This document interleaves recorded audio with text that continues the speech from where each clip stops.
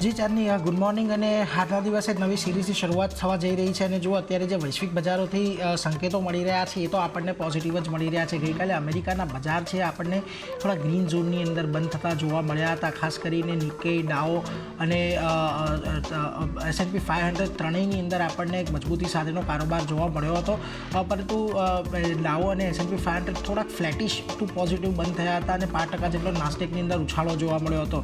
હવે આજે અમેરિકાના પીસીના આંકડા આવવાના છે, પર્સનલ કન્ઝમ્પશન એન્ડ એક્સપેન્ડિચરના, એને લઈને અહીંયાથી ખાસ કરીને આજે ફોકસ રહેવાનું છે. અને ફેડનો અંદાજ છે કે મે મહિનામાં પીસી 2.6% જેટલું રહી શકે છે અને એપ્રિલમાં યુએસ પીસીના આંકડા 2.7% હતા, એટલે એની અંદર થોડાક ઘટાડાની અપેક્ષા અત્યારે આપણે રાખી રહ્યા છીએ. અને જો એ ઘટાડો આવે છે તો પછી અહીંયાથી બજારને કદાચ વધારે સ્ટ્રેન્થ આજના દિવસમાં આપણને યુએસ માર્કેટની અંદર થતી જોવા મળે. પરંતુ આજના દિવસે જો આપણને યુએસ જીડીપીના Q1ના આંકડા આવતા જોવા મળે અને ત્યાં આગળ અત્યારે Q1 24ની અંદર જે વિકાસ દર છે એ થોડો ધીમો પડતો દેખાયો છે. 1.4% પર રહ્યો છે, જે Q4ની અંદર 3.4% પર હતો અને સતત અહીંયા એક આપણને વિકાસની અંદર થોડો ઘટાડો જોવા મળી રહ્યો છે. એટલે આ એ પણ એક સંકેત આપી રહ્યું છે કે યુએસ ફેડ દ્વારા જે એક ટાઇટનિંગ કરવામાં આવી રહ્યું છે એની એક અસર અત્યારે આવતી જોવા મળી રહી છે. બીજી તરફ યુએસ જોબલેસ ક્લેમના જે આંકડા છે એની અંદર પણ ઘટાડો આવતો જોવા મળ્યો છે. જો 2.39 લાખથી ઘટીને લગભગ 2.33 લાખ પર આપણને પહોંચતા જોવા મળ્યા છે. એટલે અહીંયા બેરોજગારીની સંખ્યાની અંદર પણ ઘટાડો થઈ રહ્યો છે અમેરિકાની અંદર, એક અહીંયાથી ઇન્ડિકેટ કરી રહ્યા છે, એટલે એના પર એક ખાસ ધ્યાન રાખજો.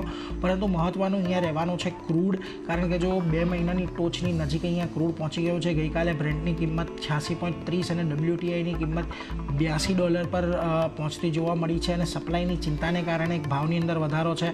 અને મિડલ ઇસ્ટની અંદર જે સંકટ અત્યારે આપણને વર્તાતું દેખાઈ રહ્યું છે ઇઝરાયલ અને લેબેનોનની વચ્ચે, એને લઈને અહીંયા આપણને ક્રૂડ પર થોડીક ચિંતા તો જોવા મળી રહી છે, એટલે એ વાતનું ખાસ ધ્યાન રાખીશું. પરંતુ એ બધાની વચ્ચે તમે આજે એશિયાના બજારો પર નજર કરો તો જુઓ, નિક્કેઈ, શાંઘાઈ અને હેંગસેંગ ત્રણે આજના દિવસમાં આપણને થોડોક પોઝિટિવ કારોબાર દર્શાવી રહ્યા છે. એક સ્ટ્રેટ ટાઈમ્સની ઇન્ડાઇસિસ છે કે જ્યાં આગળ થોડોક નેગેટિવ કારોબાર આજના દિવસમાં ચાલી રહ્યો છે, પરંતુ કોસ્પી અને તાઇવાન પણ આજે આપણને પોઝિટિવ કામકાજ જ દર્શાવી રહ્યા છે, એટલે ખાસ એના પર આજે એક ધ્યાન રાખજો. પરંતુ આજના દિવસમાં નિફ્ટી ઇમ્પ્લાઇડ ઓપન પર પણ નજર કરી લો. અત્યારે આપણને જે નિફ્ટી છે એ 24,210ના એક આપણને ખૂબ જ મજબૂતીને સંકેત આપી રહ્યું છે. લગભગ 114-15 પોઈન્ટની તેજી અત્યારે તો નિફ્ટીની અંદર ગિફ્ટ નિફ્ટીની અંદર આપણને જોવા મળી રહી છે. હવે ગઈકાલનું જે આપણું સ્પોટ લેવલનું ક્લોઝિંગ હતું 24,000ને પારનું હતું, એક્સપાયરીના દિવસે 24,000ને પારનું ક્લોઝિંગ એક બહુ મહત્ત્વનું એટલા માટે પણ કહી શકાય, કારણ કે આપણે જોયું છે કે જ્યારે પણ આવા કોઈ સાયકોલોજીકલ લેવલની આજુબાજુ બજાર આવે છે ત્યારે એને ક્રોસ કરતાં થોડી વાર લાગે છે, પરંતુ ગઈકાલે જે એક ઝાટકે 24,000 પાર થયું છે અને એની ઉપર બંધાવ્યું છે, એટલે શક્યતા છે કે આજે આપણને રેલી હવે વધતી ત્યાંથી જોવા મળે અને વૈશ્વિક સંકેતો પણ ચારની આપણને એ જ સંકેત આપી રહ્યા છે. ઓવરઓલ એક